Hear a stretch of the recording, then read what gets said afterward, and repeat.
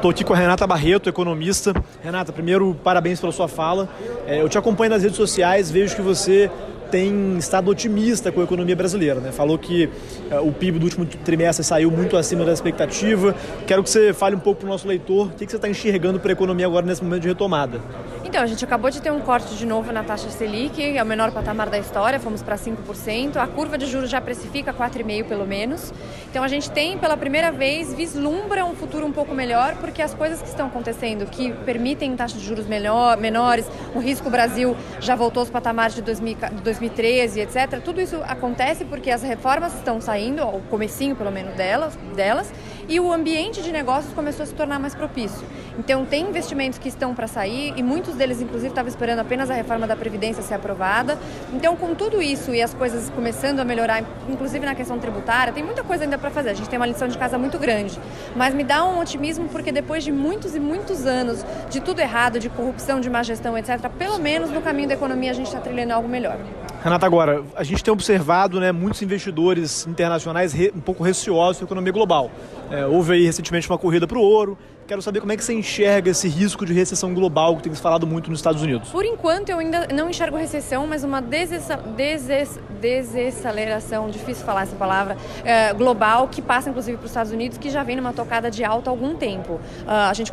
Eles conseguiram entregar um crescimento muito positivo, um desemprego muito baixo, mas com a China voltando para a economia mais doméstica e outras coisas acontecendo, inclusive a questão da guerra comercial, tem algumas preocupações em relação a essa diminuição da aceleração da economia, mas isso não significa necessariamente uma recessão. Então são tecnicalidades que a gente vai ter que ver daqui 1 ano ou 2 anos se realmente a gente está indo para esse caminho.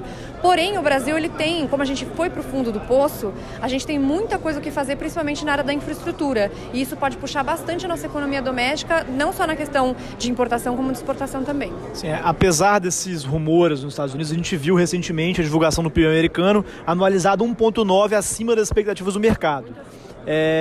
E como é que você enxerga isso? Os investidores falam de desaceleração, mas o que a gente observa na prática é que o PIB continua crescendo a um ritmo constante, acelerado e até uma tendência de alta, inclusive. Na verdade, a grande preocupação que eu tenho em relação aos Estados Unidos é a dívida pública. Então, eles precisam reduzir um pouco essa dívida pública para ter um crescimento um pouco mais sustentável no longo prazo. Porque até então a gente teve crescimento, está crescendo, como você falou, 1,9, foi bem acima das expectativas. Eu acho que também no jornalismo, isso não é uma coisa só do Brasil, o jornalismo mundial tem muito mais torcida do que efetivamente análise. Então, por isso que eu te falo que eu não tenho ainda uma previsão de recessão. Tenho uma possível desaceleração, mas não recessão. Então, eu acho que os Estados Unidos entregou muita coisa. Agora, uma coisa que eu acho errada é a guerra comercial. Muitos dizem que isso seria uma estratégia do Trump. O Trump realmente não dá ponto sem nó. Seria até leviano da minha parte querer dar um tipo de lição, né, num cara que conseguiu construir a fortuna que ele construiu.